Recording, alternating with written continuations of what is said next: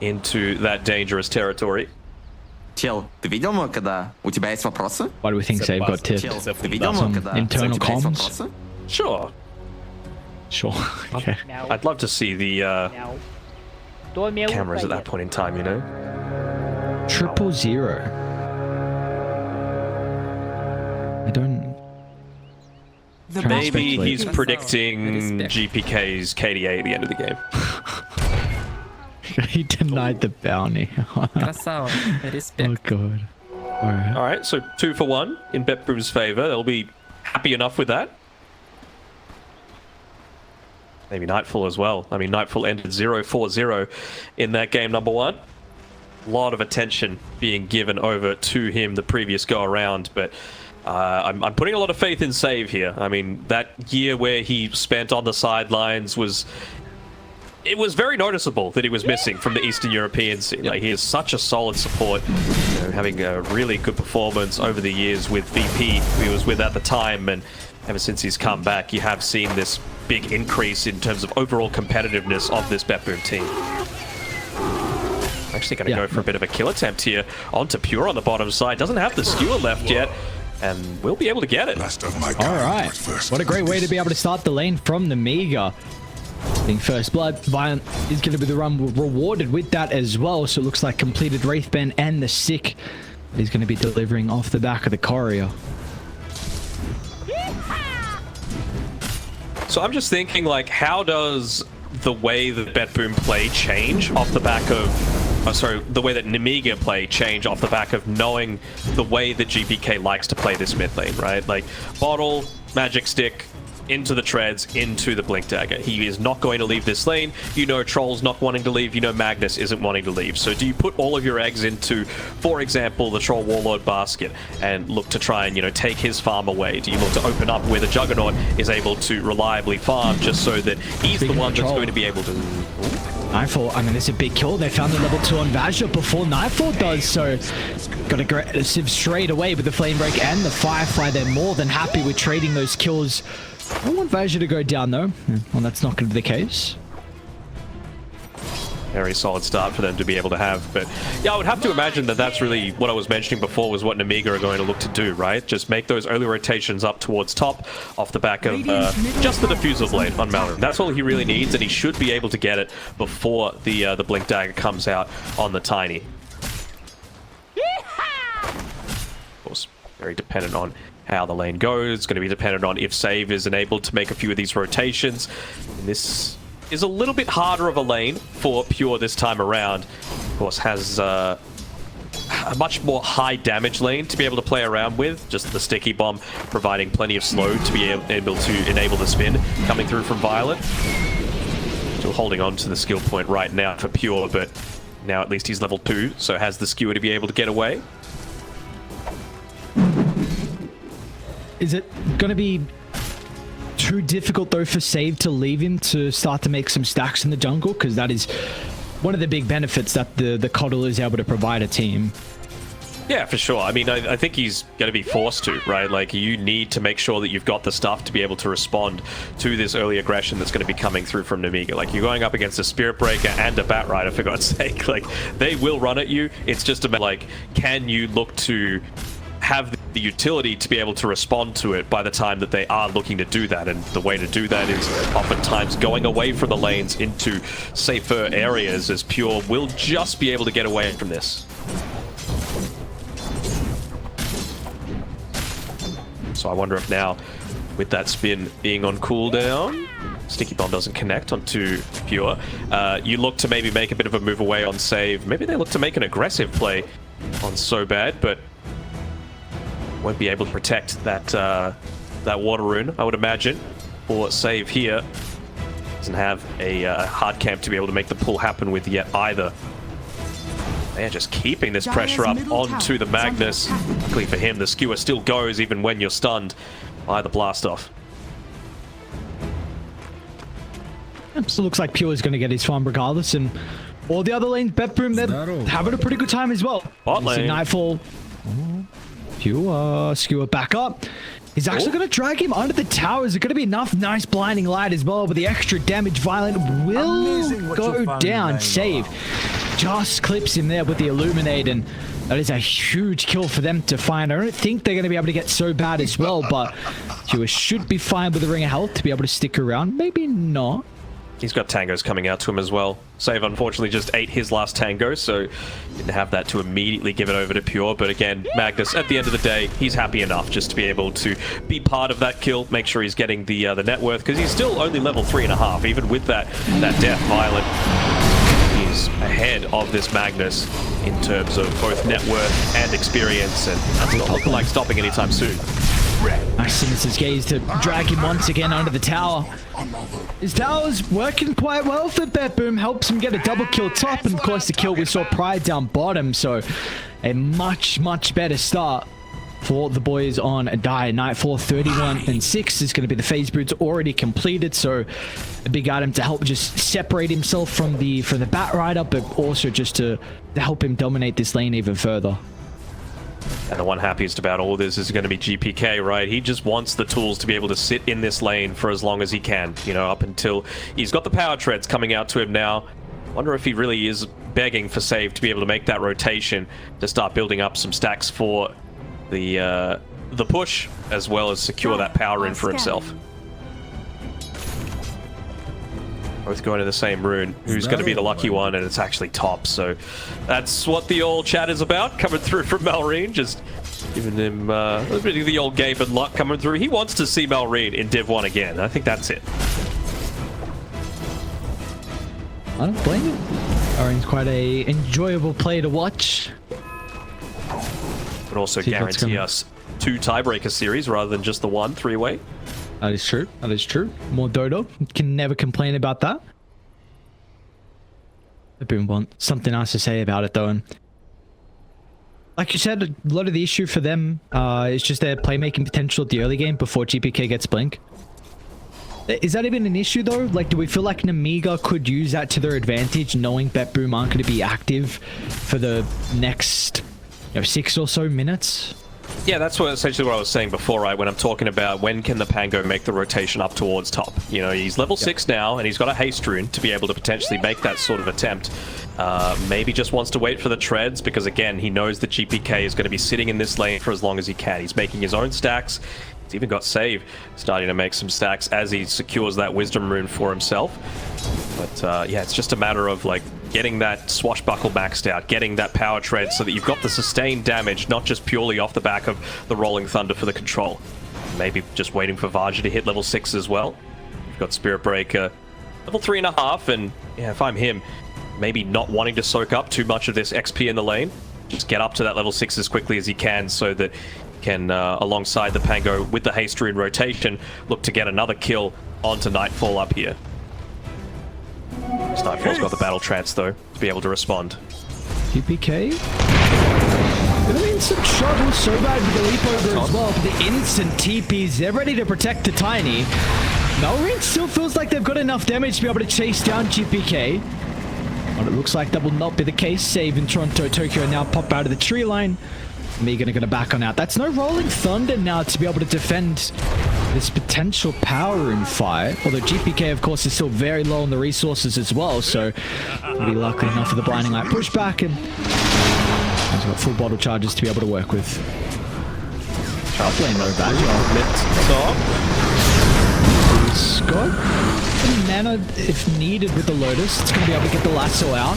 Battle Trance is there from Nightfall, but with Hellscream here, that little bit of control is going to prove to be a very big issue for the Troll to be able to turn it back around. And yet, like you said, GPK also dies on the opposite side of the map, so 2 cores from Betboom going down. What was an incredible start to their early game in the second game is shut down very quickly thanks to these kills. I didn't exactly see what happened, Med. Were you watching? I think Violent Omni Slash, I am mad, well, by the looks of it, yeah. Okay. Very nicely done by him. Maybe just anticipating that they were looking to make a move off the back of the Invis rune that GPK had picked up. They'd set up the Sentry Ward prior. They knew that the Coddle had come here as well, and that's all that GPK really would have needed. to make a lot of that action happen. I mean, I guess also anticipating the fact that with the Spirit Breaker showing that he was charging up towards the top side, that they would have that outnumber for the mid lane. So really good teamwork coming through from Nemiga to be able to make that happen.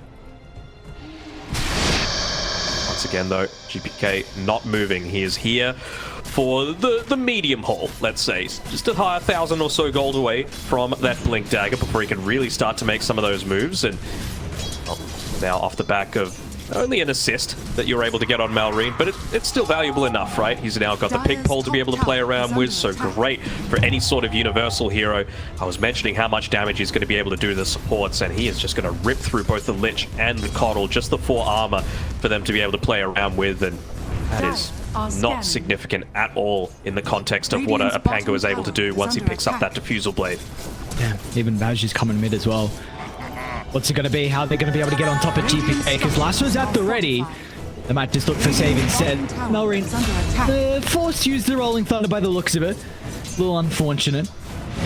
But they're able to get the rune away from GPK and continue to slow down his farm. Like we've been saying, that's their playmaker. You delay the blink. Just little things like that as well. Like Malrine went over to the right side. They stole some of this hard camp as well away on the Batrider, and Malrine cleans up the rest of it. They made sure to kite that creep wave to the right-hand side so that you would have this siege creep hitting into the tower. They're just doing everything right on Nemiga right now. The few kills that BetBoom have got have just been off the back of like some really good individual play in terms of their mechanics, but mechanics can only take you so far. This tower's already down to 50 HP with a draft that isn't necessarily the greatest at taking them. Dire's middle tower has been denied. It's just going to make it slightly more difficult now with this tower down for BetBoom to be able to play off the back of GPK. Because he's going to be hanging around mid. That's going to be your like initial point of rotation where you're going to try and move to him and then smoke from there. So the fact that creeps can get closer to the tier 2 might be easier for Nemiga to potentially read these smokes or maneuvers that we see eventually come out for him. He's now got the Blink Dagger completed, so still a very good timing from GPK. But not the best from what we've seen out of him so far in the summer tour. No, definitely not. He's still looking to get little bits of farm whenever he can. Of course, doesn't...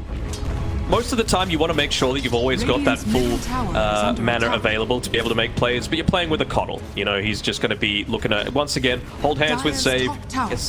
Should get the Chakra Magic given over to him, or maybe just looking to get that first Avatos combination onto Malrine first, but doesn't really seem like it's going to do much of anything. Pinging out the top power rune to see if he can look to yoink this one away from him, and he will. They want to fire? Downtime. Well, nice use of the Sinister's Gaze, and yep, even better, GPK himself knocked up, so no foul. I mean, Rolling Thunder used, doesn't have the longest cooldown, so we're going to be chilling, but does reveal the Blink Dagger as well. They might look to smoke, though, as soon as this mid-wave gets cleared. Yeah, I mean, that's the thing, right? GPK just quickly shoves that one out. They know that they don't have a lot of time to be able to play around with this Rolling Thunder on cooldown, and they instantly go for the smoke afterwards. Looking to make a play towards top. I mean, yeah, Nightfall still doesn't want to reveal on the lane. The more lack of information that you have, the better. But Nemiga know exactly what's going on. Baja making the TP up towards the top side just to be able to potentially look to respond to it. But, I mean, this is just a position 4 that was sitting in the lane. So even if you look to make a kill happen off the back of this, you're fairly happy. Not so much if it's the Batrider, though. He's tanky. 1600 health for Baja. Let's see if it's going to be enough to keep him alive, though. Hellscream thinks about charging in, but it's not going to be the case. A couple nice bounce backs from the Chain Frost will help them secure the kill, and now they've got this top lane getting shoved out as well, so potential objective that also goes the way of BetBoom if they want to stick around. Even Pure's here, so they're ready to fight on BetBoom. I'm sure they're just like keeping mental track of like, all right, what is that Rolling Thunder cooldown? Can we still make this play? Still got another 10 seconds to be able to do it. So this is the sort of thing, right? BetBoom, they've gone for a greedier draft, but every single opportunity that you have to be able to go on the offensive, especially right around these timings, you got to take it. So big kudos to them that they did make that happen. Killing a core, taking an objective. They might even look to hang around this this Wisdom rune just to keep the potential for them to play aggressively on the map. Multiple proximity mines set up, though. So bad, not wanting to give this one up for free. And they'll at least be able to see that this this ancient camp has been sentryed up. Might get D-ward off there. At least they'll get the Wisdom Rune. Did you know the minefield causes mines to be invulnerable? I didn't know that. I thought it was just a useless thing, and then once you get Scepter, it gets a buff. No, it's a strong one.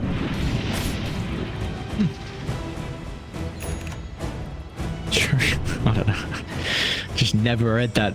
Never read the ability, but it was always just a meme. You kind of just pop it down somewhere and just a debate.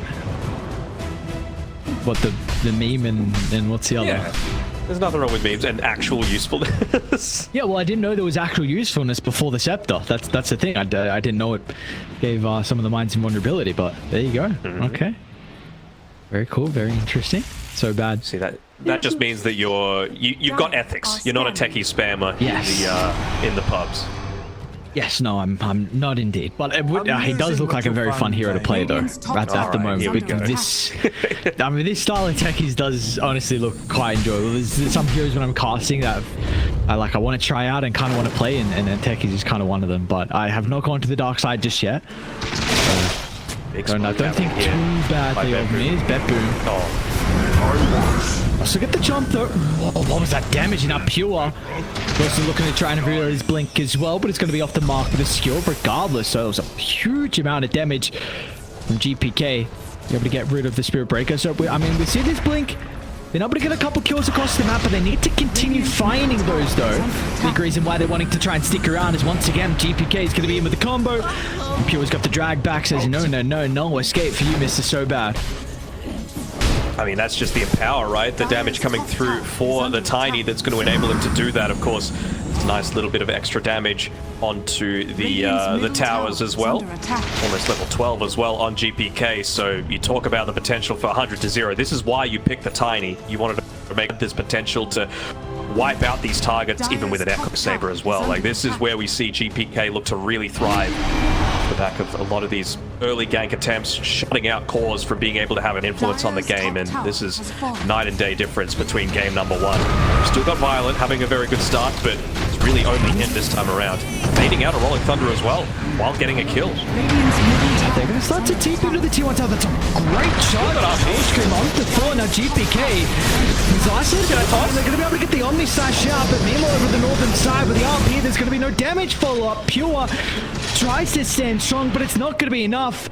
They'll try and TP out as well. It looks like TORONTOTOKYO will escape. It's going to be a 1-for-2 in the end, and who wins out there? Let's actually hold that thought. Pure looking for the opening with Nightfall nearby. Won't be able to find it though. I mean, it was again another really nice play by GPK. You know, have a toss. He tossed the Batrider back into the RP. So at least Betboom are playing all on the same page. You know, this isn't some disconnected style that they were looking to play around previously. But you still got to say, though, any time that you're giving up a core, especially one like GPK, who does need to continue scaling towards this Aghanims, it's going to be pure by the time he dies. They're looking to get aggressive straight away on Nemiga. They know the ultimates are down, and they're going to be rewarded with a huge kill onto the offlane. A Pure second in net worth as well, so that's no joke of experience and gold. Moving over to the boys on Radiant. And well, I mean, with all that going on, Violent continuing to free farm across the map, working on the Suns and Yasha. He's having a great time so far. GPK? Basically got it. Well, my god. I'll take that as tribute. Yeah, it's a lot. He's able to do. I mean, again, he's even got the Spark of Courage as well, right? So plus 18 damage off top of everything else that he's already got. And it's just only going to get further as well. Tree grab. Only a couple of points into it. Looking to go into an early-ish Aghanim Scepter.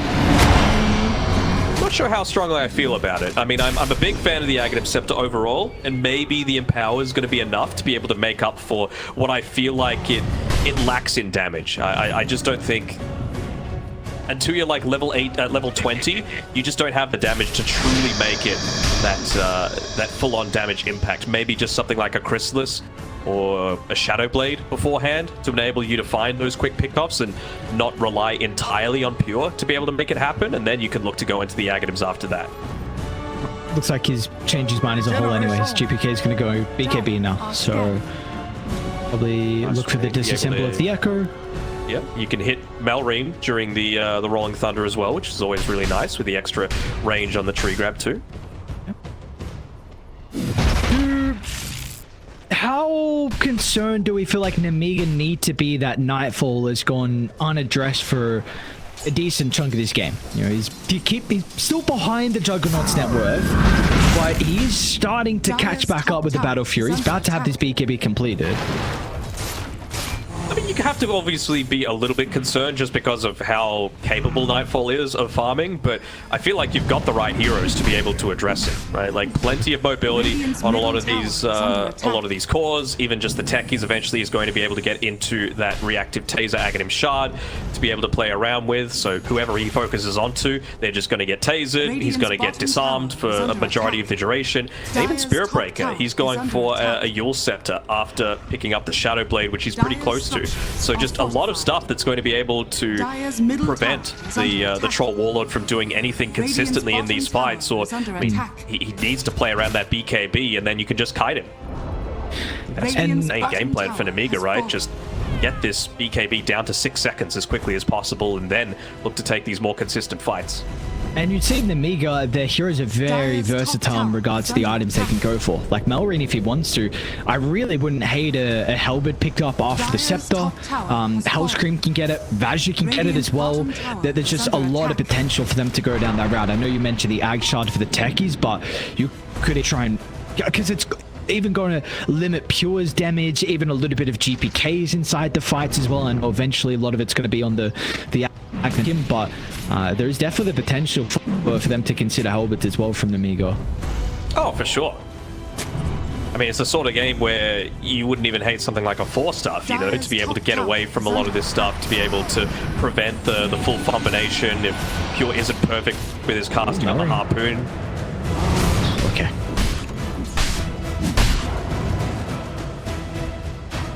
That BKB to be able to play around with. They do smoke. It's not under... It is actually was right underneath a So-Bad Observer Ward, so Murray knows how much time he's got to be able to play with. Just enough to be able to shove out that lane, use the haste rune, and get away from the rest of this. He's... I mean, can Violent stick around here?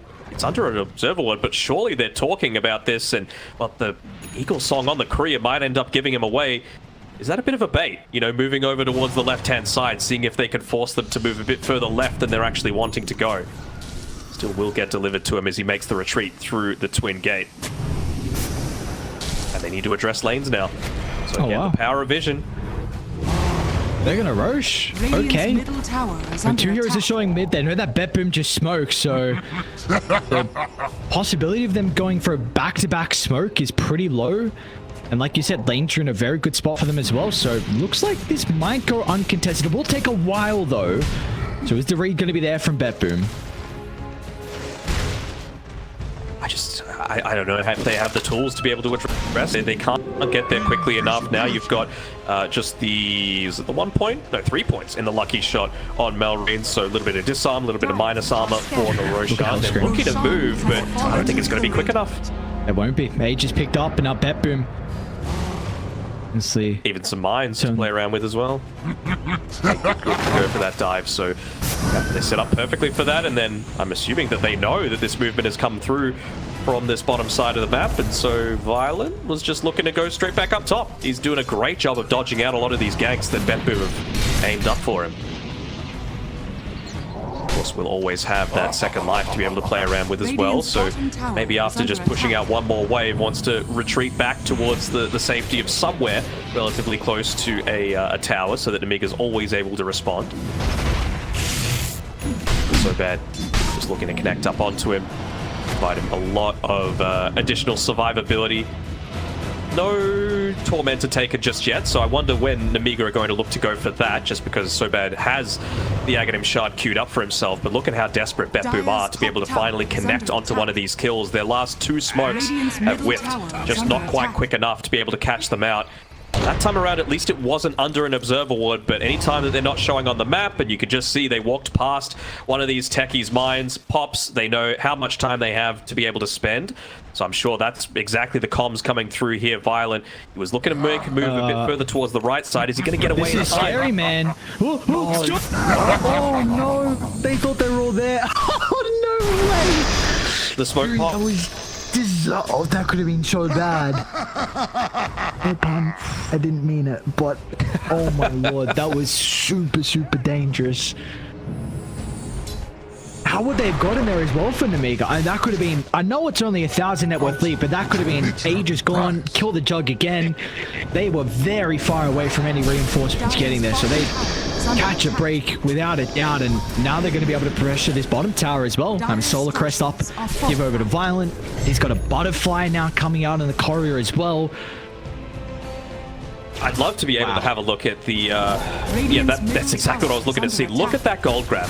Ever since that spike at the bottom going towards the top, that was when they took Roshan, and it has just gone so much because Bethboom has spent a lot of their time not farming. They've been going all out for these ganking threats, and, you know, a lot of the time, they are still fairly decently spread in terms of, like, who has the net worth on the team between Bethboom, but it should really just be the Juggernaut being the one caught out as a result of this, and it hasn't happened. It's right high ground. So you can't really go for the Harp and Skewer back. Violent can always Blade Fury. So it's going to be GP. Jesus, alright. So what's the corner? Let's do it again. Are they going to be able to get MM dangerous? There we go. Pure's going to be in with the RP for the turnaround. Vasha, he's got the lasso to stop the troll bullets damage, and now with the Omni Sash as well, ripping apart GPK. He's going to be able to sandstone off the back of the BKB, tossing it further in the middle. Is the high ground defense going to be enough for Bethboom as they will lose out on their carry? Melrain trying to do his best to turn the fight back around, but it's going to be dragged further inside the base, and as a result, Bethboom, a crafty defense for them. GPK blows up the first life, and they've got enough damage to go through Violent afterwards in the end, a 2 for 3. So much damage coming through. Actually, didn't seem like that much, actually. 1,500 from the Tiny, but it shows the power of that reposition, right? The potential to blow up. Of course, it was a nice lasso to come back to at least get the Troll Warlord kill at the end of it all, but maybe just a little bit premature with going up onto that high ground, wanting to not run the risk that you were going up against this really heavily scaling lineup, but and very, very scary whenever you're going up against that BKB piercing stun in the reverse polarity and the toss back and the skewer back and the harpoon, and honestly even a lot of the damage reduction that is applied on the back of the frost shield. So I really like this item that Violent's going for next in the nullifier. Even during the Omni Slash, you can look to pop that nullifier onto whatever target is being focused by that frost shield. Oh, beautifully done save. Great ward.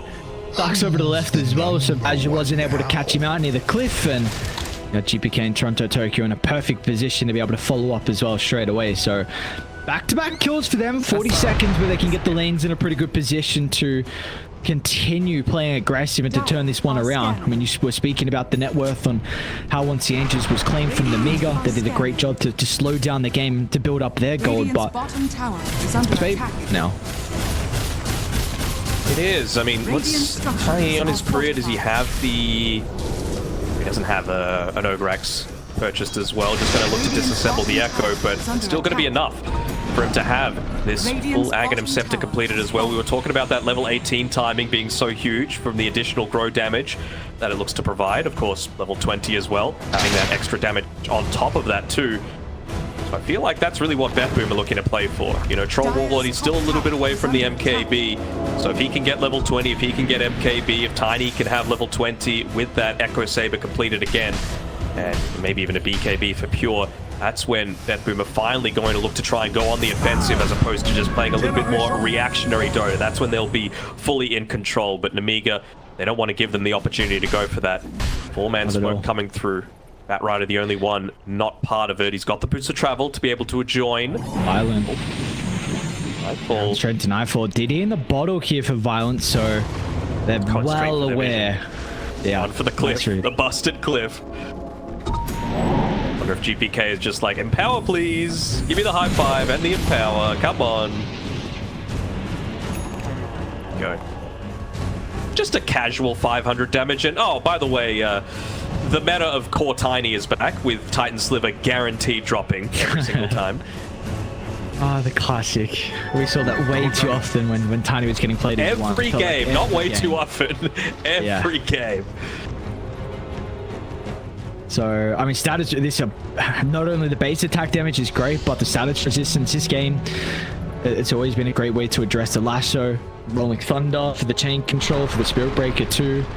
Not really too worried about the magic resistance, but those other two components are going to be huge for Mr. GPK. Got that Echo Saber back up as well. So again, right now they're still looking to play a little bit more of that reactionary style. They know that they've got some decent vision to play around with. Save, he's holding on to the gem. You also do have a gem on, I want to say, the Techies as well. So bad looking to just enable Nemiga. So it's basically a standoff, you know, between this... the wrong side of the tracks, basically, is the other side of this mid lane, and neither one wants to be able to broach that, but I feel like it's going to need to be Nemiga that does it first. Juggernaut, he's only 1,200 or so away from that nullifier, not just the nullification power that it provides, but I mean, the damage output that it gives to plus 75 damage. Just the fact of completing the nullifier gives you an additional 20 off of what Sacred Relic actually gives you. A lot of people don't even recognize the value coming through from that alone. Yeah. I'll take that as tribute. It's going to be said, though, that the Nemiga, Orion, and Vaj's farm are starting to slow down. Like, we are seeing this greedy tri-core lineup from Betboom start to continue to build the lead. Like, Pure, last I checked, he had a Lincoln's, and now he's got another item coming out. He's got a BKB coming up. So there you go. I mean, we've spoken about GPK and his itemization. He's going to be working on a data. So, yeah, this could be an issue. One more lost fight, and then all of a sudden that Batrider and Pango net worth is going to look really grim. So that's the thing I like about Betboom's game this time around, is that it's much more like a roller coaster. You know, it's not just always looking to play reactionary. It's not 3 cores trying to get an insane amount of farm. GPK got active this game. You know, as soon as, yeah, it didn't work every single time, but at least it forced Nemiga to have to respond to something that Betboom were doing, rather than just do everything on their terms, essentially, right? And with this, like, you are always just looking to play a little bit more aggressive, right? Just when they're not showing on the map, they could potentially be going for a smoke. They're looking to group up together.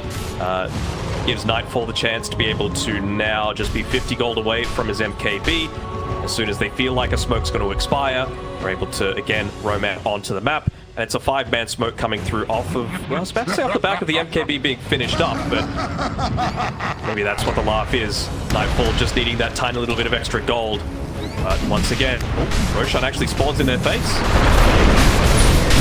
They know that it's going on, though, with those mines being popped.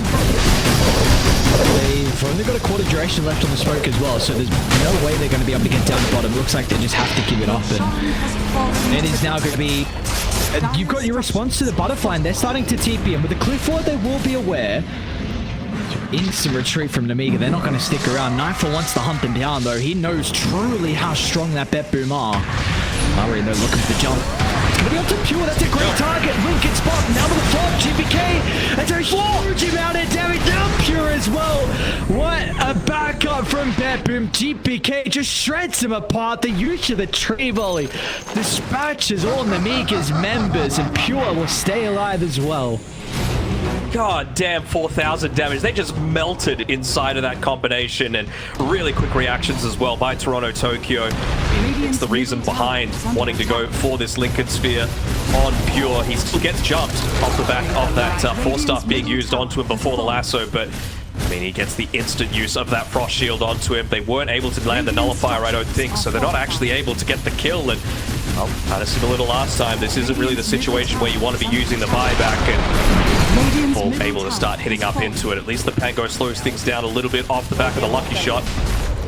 Radiant's middle barracks. We'll see what happens though. No Juggernaut for 20 seconds. Radiant structures are fortified. Now you've even got a Crystalist coming out for GPK. No glyphs remaining as well. Huge wave pushing in top, so no tier 2 tower to have to worry about there either. Vaj's going to find an opening onto GPK. They've got the Juggernaut being able to TP in as well. Let's see if Vant's going to have the damage. Instant response out of the top in this case as well. Now he's controlled. Omni will come out at the last second, but Nightfall, that's the first life. They've expended a lot as well. Let's see if they're going to be able to set up to protect him off the back of the respawn. Push back thanks to the ultimate meal. Melrich is completely isolated from the team. There's going to be no way to keep alive, and now Nightfall turns it back around. Bash is stacking up along with the attack speed vial. There's no escape. Nightfall's locked onto his target, and it looks like that'll be all she wrote. There's Bet Boom. They'll be able to tie up the Series 3 down without a buyback. It'll be a full set. Yep, Melrine calls it double GG's. 2 fights is all they needed from Bet Boom. Beautiful. Down. Victory. I mean, this is the Bet Boom that we're wanting to see, right? You just got to give GPK that